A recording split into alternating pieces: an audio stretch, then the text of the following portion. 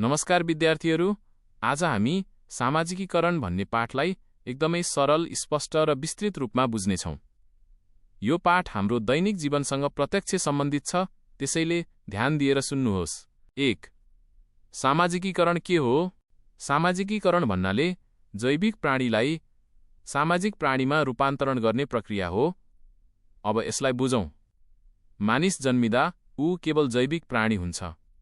उसको शारीरिक आवश्यकता मात्र हुन्छ, खाना, खानु, सुत्नु, रुनु आदि।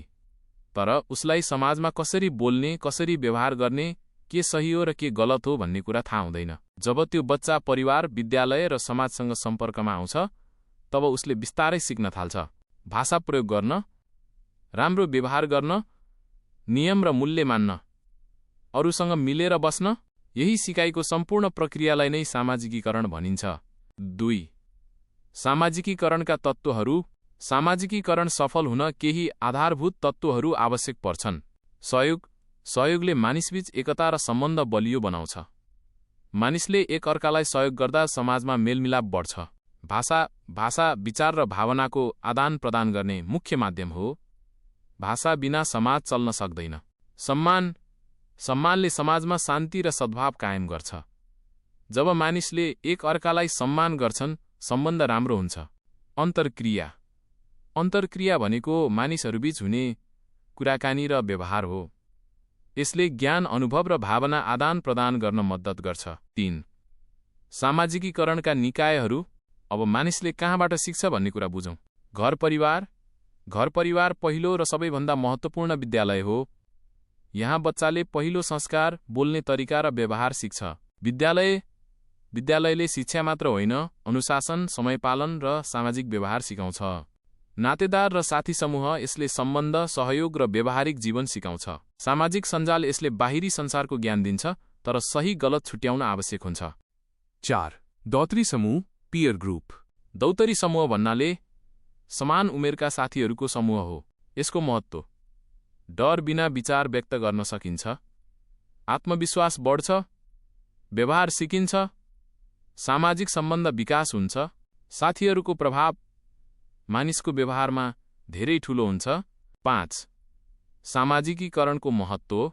सामाजिकीकरणले मानिसलाई असल व्यक्तित्व विकास गर्न मद्दत गर्छ, सकारात्मक सोच र व्यवहार सिकाउँछ, सामाजिक सिप विकास गर्छ, अनुशासन र जिम्मेवारी सिकाउँछ, समाजका मूल्य, परम्परा र संस्कृतिको संरक्षण गर्छ, मानिसलाई जिम्मेवार नागरिक बनाउँछ।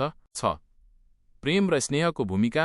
प्रेम र स्नेहले मानिसबीच आत्मीयता बढाउँछ, विश्वास निर्माण गर्छ, सहकार्य बढाउँछ, डर र सङ्कोच हटाउँछ। त्यसैले प्रेम र स्नेह सामाजिकीकरणको अत्यन्त महत्त्वपूर्ण आधार हो। 7. मानिस कसरी सामाजिक प्राणी बन्छ? मानिस जन्मिदा जैविक प्राणी हुन्छ, तर बिस्तारै परिवारबाट भाषा सिक्छ, विद्यालयबाट शिक्षा सिक्छ, समाजबाट व्यवहार सिक्छ। यसरी उसले बिस्तारै सामाजिक प्राणीको रूप लिन्छ। उदाहरण: राउटे समुदाय पहिले पैसाको प्रयोग गर्दैनथे, तर समयसँगै समाजसँग सम्पर्क बढेपछि उनीहरूले पैसा स्वीकार गर्न थाले। यसले देखाउँछ कि समाजले मानिसको सोच, व्यवहार र जीवनशैली परिवर्तन गर्न सक्छ। 8. महत्त्वपूर्ण प्रश्न। सबैभन्दा महत्त्वपूर्ण निकाय कुन हो र किन? सामाजिकीकरणका सबै निकायहरू महत्त्वपूर्ण छन्, तर मेरो विचारमा समाज सबैभन्दा महत्त्वपूर्ण निकाय हो। कारणहरू: 1.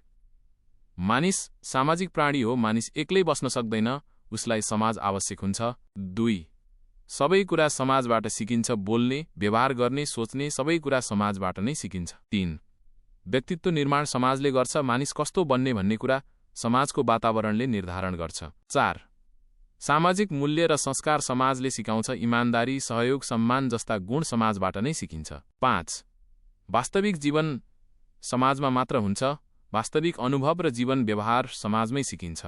त्यसैले निष्कर्षमा भन्न सकिन्छ कि समाज नै सामाजिकीकरणको सबैभन्दा महत्त्वपूर्ण निकाय हो, किनभने यसले मानिसलाई पूर्ण सामाजिक प्राणी बनाउँछ। नाउन। निष्कर्ष: सामाजिकीकरण भनेको मानिसलाई समाजसँग मिलेर बस्न सक्षम बनाउने प्रक्रिया हो। यो बिना मानिस पूर्ण रूपमा सामाजिक बन्न सक्दैन। त्यसैले हामीले राम्रो व्यवहार, सहयोग र सम्मान सिकेर असल नागरिक बन्नुपर्छ। IMPORTANT Note for students यस पाठका सबै नोट्स र अभ्यास एक्सरसाइजेस मेरो वेबसाइटमा उपलब्ध छन्। ती सामग्रीहरू पहुँच गर्नका लागि कृपया डिस्क्रिप्सनमा दिएको लिङ्क क्लिक गर्नुहोस् र पिन्ड कमेन्ट पनि हेर्नुहोस्। धन्यवाद विद्यार्थीहरू, यो थियो सामाजिकीकरण पाठको पूर्ण विस्तृत